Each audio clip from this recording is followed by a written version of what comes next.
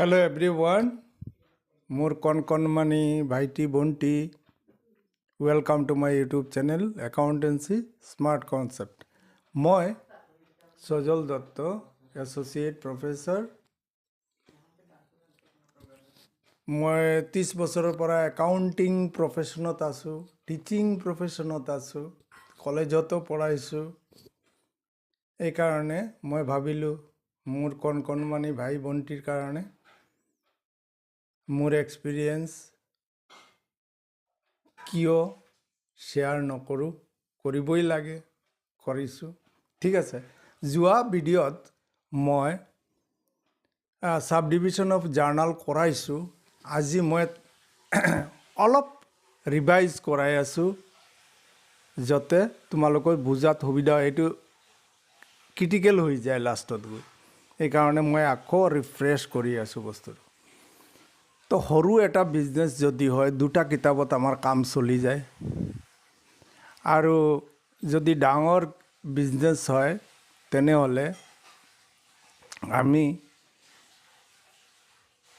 9টা কিতাপ জাৰ্নালৰ কৰিব লাগে আৰু 3টা লেজাৰ কৰিব লাগে। আৰু মানুহক বাটি বাটি দি দিওঁ এমপ্লয়ীবিলাকক, কাম তুমি এইটো কাম কৰিবা, তুমি এইটো কাম কৰিবা, তুমি এইটো কাম কৰিবা। ঠিক আছে, তো টোটেল আমাৰ 12টা আগত লাগিছিলে, এটা লেজাৰ আৰু এটা জাৰ্নাল। গোটেই জাৰ্নালৰ কিতাপত আহিছিলে, আৰু লেজাৰত গোটেই একাউণ্টবিলাক আহিছিলে। এতিয়া আমি কি কৰি আছোঁ, জাৰ্নালত ভাগ কৰি ল'লোঁ, 9টা ভাগ হ'ল। Purchase day book, sales day book, purchase return, sales return. গোটেইকেইটা ক্ৰেডিট পাৰ্চেজত হ'লে এই 4টা বস্তুৰ ক্ৰেডিট পাৰ্চেজৰ ক্ৰেডিট ট্ৰেনজেকশ্যনবিলাক এই 4টাত হ'ব। যিমান কেছ ট্ৰেনজেকশ্যন হ'ব এইটো কেছ বুকত যাব। বিল ৰিচিভেবল, বিল পেয়েবল এতিয়া ক'লে নুবুজিবা, বিলৰ চেপ্টাৰ আছে, বিল কৰাম তেতিয়া গম পাই যাবা। বিল মানে ধৰি লোৱা চেকৰ নিচিনাই বস্তুটো, পালোঁ ডিউ ডেটত, আচ্ছা পিছত বুজাম এইটো। বিল ৰিচিভেবল জাৰ্নাল প্ৰপাৰত আহিব। এই 8টা কিতাপত যি বস্তুবিলাক নাযায় এই বস্তুবিলাক ইয়াত আহিব। তো প্ৰথম 4টাত ধৰা এইটো ডিলিং গুডছ হ'ল, যি মানুহে যি বস্তুৰ বিজনেছ কৰি আছে এই বস্তুবিলাক হৈ গ'ল, এই 4টা কিতাপত আহিব। আৰু কেছত যিমান কেছ ট্ৰেনজেকশ্যন হ'ব চব আহি যাব কেছ বুকত। Bill receivable, bill related, bills payable, bills related. আচ্ছা, এতিয়া ধৰা আমি এটা ক্ৰেডিট পাৰ্চেজত ক্ৰেডিট কৰিলোঁ এটা এছেটছ, তো ক'ত আহিব? এইটোতো এই 4টাত নাযায়, 5-6 নম্বৰতো নাহে, 7-8 নম্বৰ কোনোটাত নাহে, তো এইটো জাৰ্নাল প্ৰপাৰত যাব।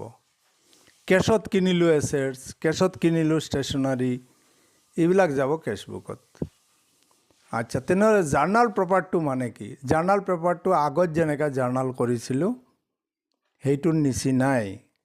এইটো ৰং বদলি নহয়, ৰং নহলোৱাই। ঠিক আছে, এইটো আগৰ নিচিনাই হয়, কিন্তু এইবিলাক ওপৰৰ 8টা স্পেচিয়েল, এইটো হ'ল স্পেচিয়েল পাৰপাছ বুক। বুজি পাইছা?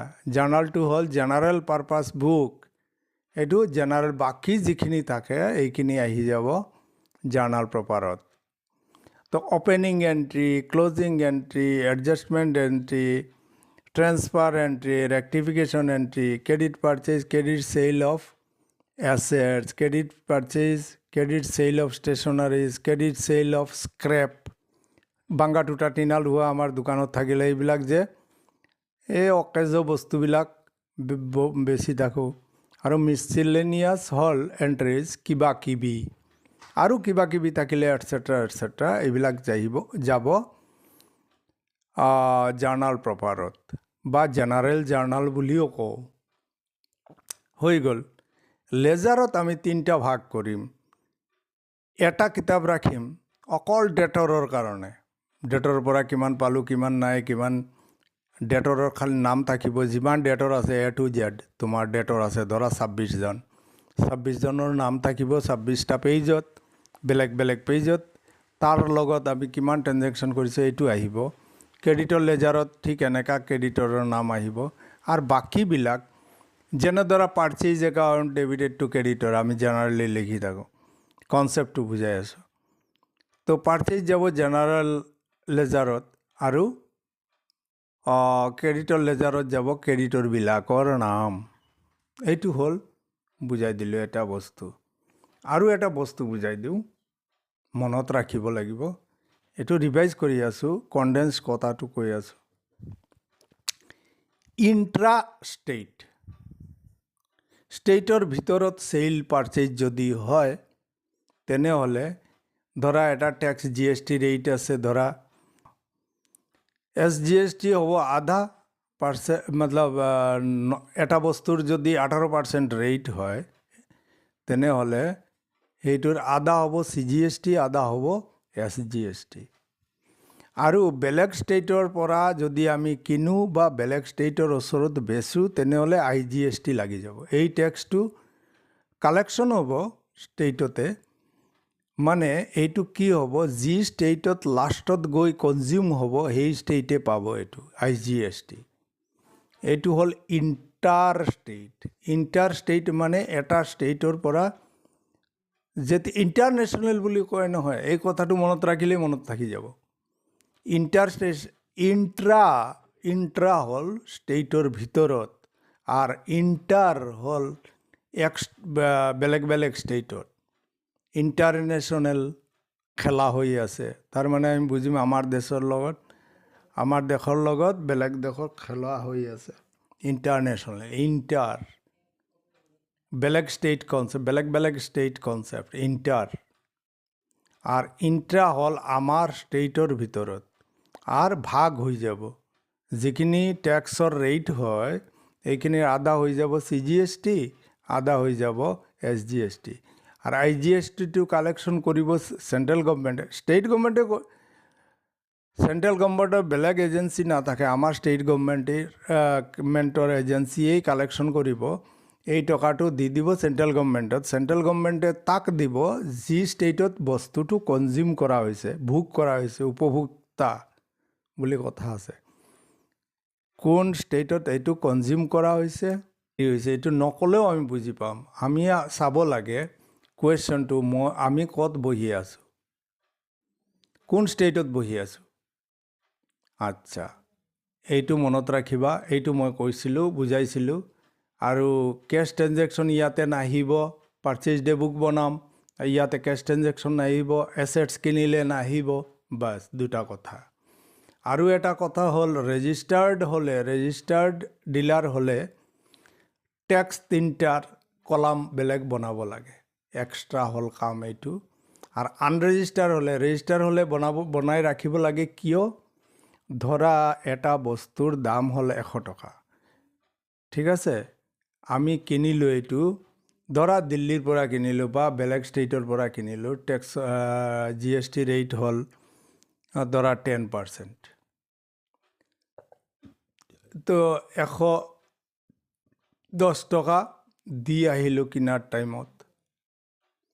যেতিয়া আমি এই বস্তুটো বেচিম, ধৰা 100 টকাৰ বস্তুটো আমি 150 টকাত বেচিলোঁ, তেতিয়া আমাৰ কি হ'ব, 150 টকাৰ 10% হ'লে কিমান হ'ব, আৰু 15 টকা। কিমান হ'ল, 15 টকা আমি কাষ্টমাৰৰ পৰা ল'লোঁ। এতিয়া আমি কিনাৰ টাইমত কিমান দি আহিছিলোঁ, 10 টকা। সেই 10 টকা বাদ দি কিনি 5 টকা আমি চৰকাৰৰ ওচৰত জমা কৰিম। এইটোক ছেট অফ বুলি কয়। এইটো এটা নতুন বস্তু, এইটো হ'ল জানি ৰাখিব লাগে। এতিয়া যদি এইটো কেনেকৈ বুজায় এইটো বুজাই দিছোঁ। এতিয়া ধৰা এজন আনৰেজিষ্টাৰ্ড যদি ডিলাৰ হয়, বিজনেছমেন হয়, তেনেহ'লে এই মানুহজনে কিনাৰ টাইমত যে 10 টকা দিলে, এইটো গ'ল, এইটো তাৰ বস্তুৰ এতিয়া কিনা দাম হৈ যাব যিমানটা, মানে 110 টকাৰ বস্তু তাৰ কষ্ট প্ৰাইচেই হৈ যাব। আৰু বেচিলে যেতিয়া বেচিব, ধৰা 150 টকা আৰু 15 টকা, কিমান হ'ল, 165 টকা। এই 165 টকাটো এতিয়া তাৰ টেক্স কিমান হ'ল 15 টকা। এতিয়া বেচিলেও এই 15 টকা দিব লাগিব। তাৰ মানে এইটো দুই চাইডৰ পৰা মৰি আছে মানুহজন।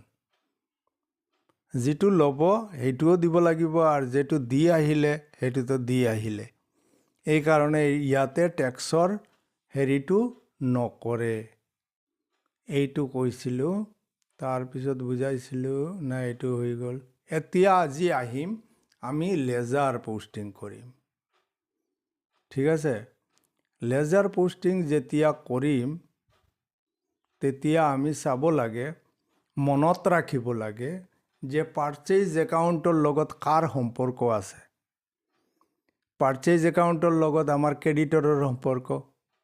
ঠিক আছে, এই কথাখিনি মনত ৰাখিলেই হয় আৰু একো নালাগে। এই দেখা চানডে টোটেল যিমান পাৰ্চেজ কৰিছোঁ, কিনিছোঁ, এইখিনি চানডে ডেটৰৰ টোটেল এমাউণ্টত আহি যাব। এইটো যাব জেনাৰেল লেজাৰত। আৰু জইণ্ট ট্ৰেডাৰৰ পৰা কি কিনিছিলোঁ এইটো আহি যাব জইণ্ট ট্ৰেডাৰ্ছৰ ক্ৰেডিটৰৰ ক্ৰেডিট ছাইডত বহিব। এইটো লিখিম পাৰ্চেজ, আৰু যেতিয়া পাৰ্চেজৰ লগত টেক্স হয় সেইটো হ'ব ইনপুট GST, ইনপুট SGST। ঠিক আছে, এতিয়া ভৰালী ব্ৰাদাৰ্ছৰ এনেকা, ভৰালী ব্ৰাদাৰ্ছৰ টেক্স আছিলে, এই বেলেগ ষ্টেটৰ পৰা কিনিছে কিজানি, চাই ল'বা তোমালোকে। ভৰালী ব্ৰাদাৰ্ছে কি কৰিলে, পাৰ্চেজ লাগিব ক্ৰেডিট ছাইডত আৰু ইনপুট IGST। কিনাৰ টাইমত টেক্স দিলে এইটো হয় ইনপুট IGST, আৰু বেচাৰ টাইমত চেলছ বুক কৰা নাই তেতিয়া কৰাম, এইটো উল্টা হ'ব, আউটপুট IGST আউটপুট CGST। তেতিয়া বহিব এইটো ডেবিট ছাইডত। ক্ৰেডিটৰৰ ক্ৰেডিট ছাইডত বহিছে। ডেটৰ একাউণ্ট যেতিয়া চেলছ বুকৰ লেজাৰ পোষ্টিং কৰাম তেতিয়া হৈ যাব এইটো ডেবিট ছাইডত, এইটোৰ উল্টা হ'ব। আচ্ছা, এতিয়া দেখা টেক্স যে হ'ল, টেক্স হ'ল IGST, SGST, SGST, CGST, IGST গোটেইকেইটা ডেবিটত বহিব। কাৰণ আমাৰ যেতিয়া বনাইছিলোঁ পাৰ্চেজ কৰাৰ লগত যিটো পাৰ্চেজৰ লগত বহেতো সেইটো ডেবিটত বহিব, টেক্সবিলাক ডেবিটত বহিব। ঠিক আছে, টেক্সবিলাক ডেবিটত বহিব, খৰচবিলাক দি আহিছোঁ। তো এইটো কাক কিমান দিবলগীয়া আছে CGST, SGST লিখি দিলোঁ। এইখিনি কথা আৰু একো নাই ইয়াত।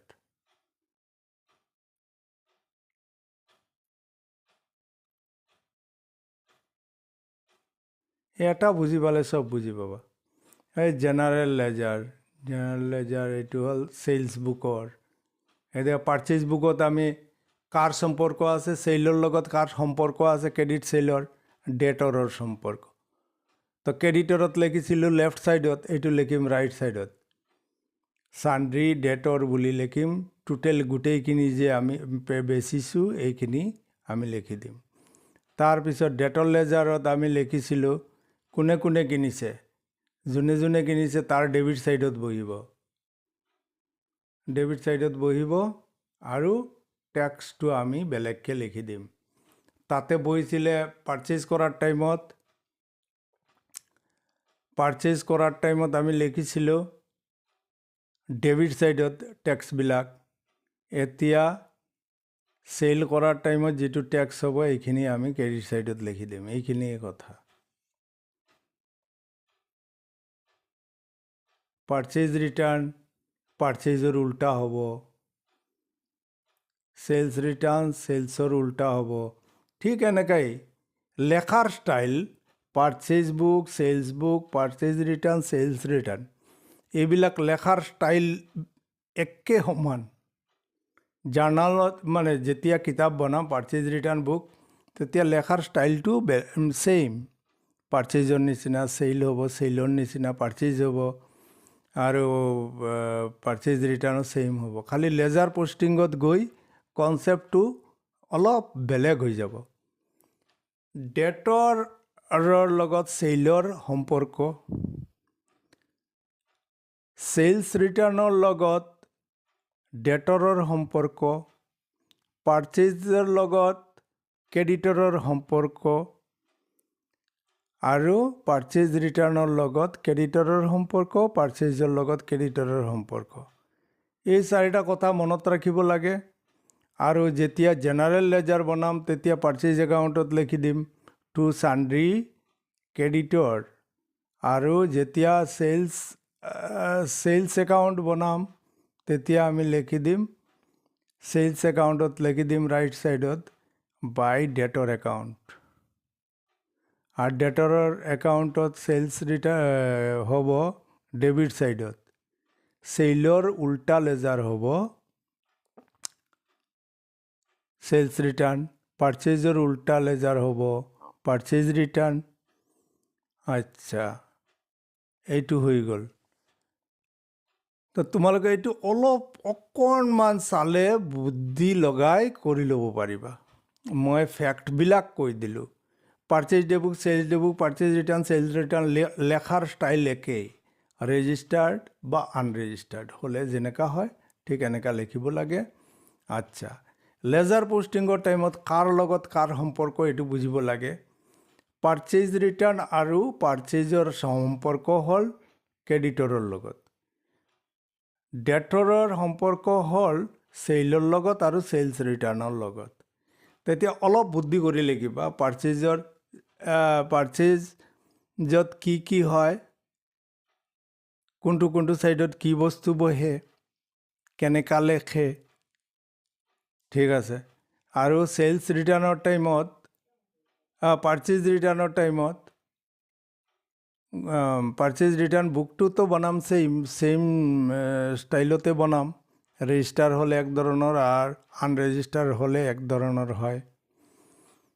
কিন্তু লেজাৰ পোষ্টিঙৰ টাইমত পাৰ্চেজৰ উল্টা হ'ব পাৰ্চেজ ৰিটাৰ্ণ, আৰু সেলছৰ লগত ডেটৰৰ সম্পৰ্ক, সেইটো সেলছ বুকৰ উল্টা কনচেপ্ট হ'ব সেলছ ৰিটাৰ্ণৰ। এই হ'ল লেজাৰ পোষ্টিং।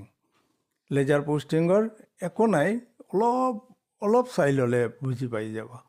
প্ৰথমটো ভালকৈ চাবা, তাৰপিছত দেখিবা সেলছৰ পাৰ্চেজটো গম পালে সেলছটো উল্টা হৈ যাব।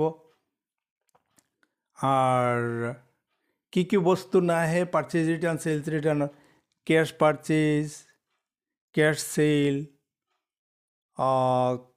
Cash purchase return, cash sale return এইবিলাক নাহে, এইবিলাক যাব কেছবুকত। আৰু ধৰা ক্ৰেডিটত এছেটছ কিনিলোঁ, এইটো নাহে, এইটো যাব জাৰ্নালত, জাৰ্নাল প্ৰপাৰত। একেই বস্তু আগতে যেনেকৈ জাৰ্নাল কৰিছিলোঁ সৰু বিজনেছ হ'লে ঠিক এনেকুৱা, খালি ইয়াতে এই 8টা বস্তু, 8টা কিতাপত যিবিলাক বস্তু নাযায় এইটো যাব জাৰ্নাল প্ৰপাৰত। এইখিনি মনত ৰাখিব লাগে। Purchase return, cells return, purchase আৰু সেল, এইটো ঘৰ বনোৱাৰ ষ্টাইল, ৰেজিষ্টাৰ হ'লে কেনেকুৱা হয়, আনৰেজিষ্টাৰ হ'লে কেনেকুৱা হয়, এইটো একেই থাকে। এক্সাম্পলবিলাক চাই ল'লেই বুজি পাই যাবা কেনেকুৱা লেখে বুকবিলাক। আৰ লেজাৰ পোষ্টিঙৰ টাইমত মনত ৰাখিলে খালি পাৰ্চেজ বুকটো মূৰত সোমাই দিয়া, পাৰ্চেজ বুকটো মূৰত সোমাই দিলে এইটোৰ উল্টা হ'ব সেলছৰ উল্টা হ'ব সেলছ ৰিটাৰ্ণ, পাৰ্চেজ ৰিটাৰ্ণৰ উল্টা হ'ব পাৰ্চেজ ৰিটাৰ্ণ। লেজাৰ পোষ্টিং হৈ গ'ল।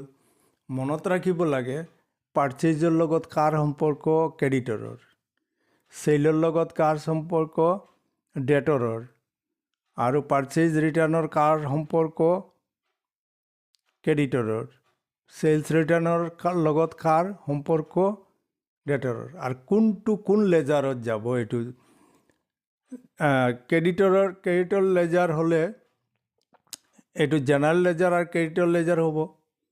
এতিয়া আমি সেল কৰিলে এইটো হ'ব জেনাৰেল লেজাৰত আহিব আৰু ডেটৰ লেজাৰত যাব। মই কৈছোঁ ক্ৰেডিটৰ লেজাৰত অকল ক্ৰেডিটৰৰ নামবিলাক থাকিব, ডেটৰ লেজাৰত অকল ডেটৰবিলাকৰ নাম থাকিব, তাৰ ওচৰত কিমান পাম।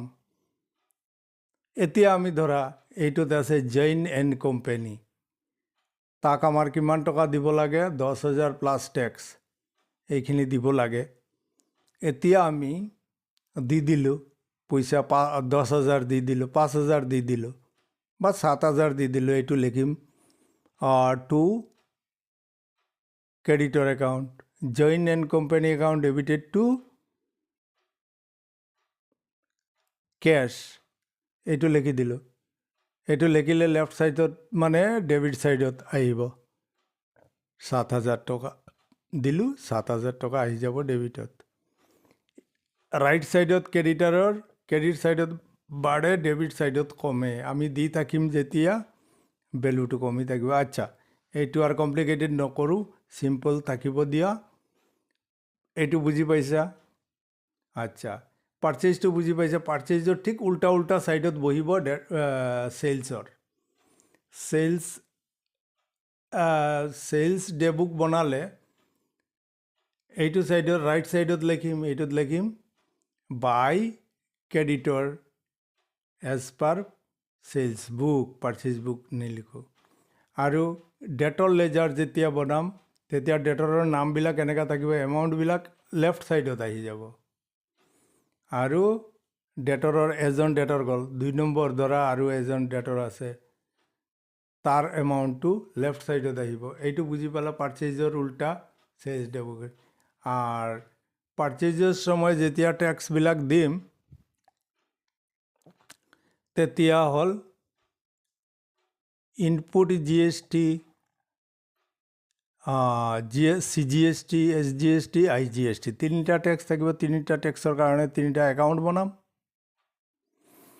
আৰ টেক্সৰ এমাউণ্টবিলাক ডেবিটত বহাম। যেতিয়া আমি হেৰি কৰিম, কি কয়, টেক্সৰ লেজাৰবিলাক বনাম। ঠিক আছে? কাৰণ এই চেপ্টাৰৰ জাৰ্নালো কৰাইছোঁ, জাৰ্নালবিলাকত চাই ল'বা, তেতিয়া আৰু ক্লিয়াৰ হ'ব। টেক্সৰ যে জাৰ্নাল কৰিছোঁ, IGST ডেবিটত কিনাৰ টাইমত ডেবিটত হয়।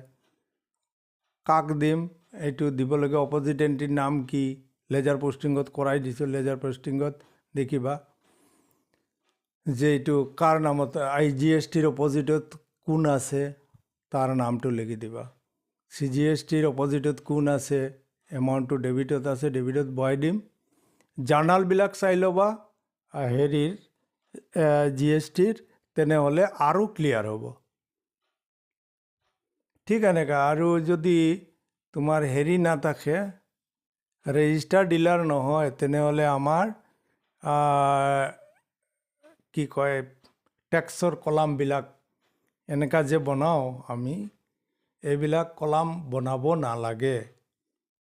সি কিনাৰ টাইমতো দিব লাগিব, আৰু বেছিখিনি যিমান টেক্স কালেকশ্যন কৰিলে কাষ্টমাৰৰ পৰা সেইখিনিও দিব লাগিব চৰকাৰক। এইকাৰণে অলপ বিজনেছ ডাঙৰ হ'লে সিহঁতে ৰেজিষ্টাৰ কৰি লয়। কাৰণ তেতিয়া কিনাৰ টাইমত যিখিনি টেক্স দিছিলে, বেচাৰ পৰা যিখিনি কালেকশ্যন কৰিলে সেইখিনিৰ পৰা মাইনাছ কৰি যিখিনি টেক্স হ'ব সেইখিনি দিব লাগিব। নহ'লে কিনাৰ টাইমতো দিব লাগিব তাৰ টেক্স, আৰু বেছিখিনি যিখিনি পালে সেইখিনিও দিব লাগিব টেক্স। এইটো হ'ল আনৰেজিষ্টাৰ হ'লে এইখিনি ক্ষতি আছে। ঠিক আছে? তো ৰেজিষ্টাৰ আনৰেজিষ্টাৰ দেখালোঁ, চব GST কেনেকুৱা হয়। চেলছৰ যদি GST হয় তেনেহ'লে এইটো কয়, চেলছৰ ওপৰত যেতিয়া GST লাগিব তেতিয়া এইটো কয় আউটপুট GST। তো আমি যেতিয়া পাৰ্চেজ কৰিছিলোঁ তেতিয়া বহাইছিলোঁ লেফ্ট ছাইডত, এতিয়া বহাম ৰাইট ছাইডত। ঠিক আছে? কিয় হৈছে এইটো তোমালোকে জাৰ্নাল পঢ়িলে গম পাই যাবা, আৰু জাৰ্নালৰ পৰা লেজাৰ পোষ্টিং যেতিয়া কৰিবা এনেই গম পাই যাবা। আউটপুট GSTটো ক্ৰেডিটত আছে, এমাউণ্ট ক্ৰেডিটত বহালোঁ, অপজিট এণ্ট্ৰিৰ নাম বহালোঁ। আউটপুট SGST ক্ৰেডিটত আছে, এমাউণ্টটো ক্ৰেডিটত বহালোঁ, আৰু অপজিট এণ্ট্ৰিৰ নাম বহালোঁ।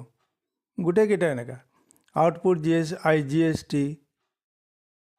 ক্ৰেডিটত বহালোঁ, এমাউণ্ট ক্ৰেডিটত আছে, চেইলৰ লগত বহি আছে, তো বহালোঁ ক্ৰেডিটত, অপজিট এণ্ট্ৰিৰ নাম বহাই দিলোঁ, হৈ গ'ল।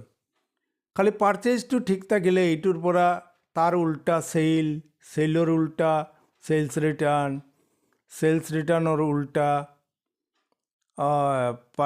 পাৰ্চেজ ৰিটাৰ্ণো ক'ব পাৰা। তেনে এটাৰ পৰা আৰু এটা লজিক লগাই স্মাৰ্ট বুদ্ধি লগাই ওলাই ল'বা তোমালোকে। ঠিক আছে, এইটো হ'ল লেজাৰ পষ্টিং, একো নহয়। ইয়াৰ লেজাৰ পষ্টিঙৰ ধৰণটো অলপ বেলেগ। তো এইখিনি আজি থাকিব দিয়া। তোমালোকে পষ্টিং কৰা কিবা প্ৰব্লেম যদি হয় তেনেহ'লে মোক ক'বা, ঠিক আছে? কমেণ্টত লিখি দিবা।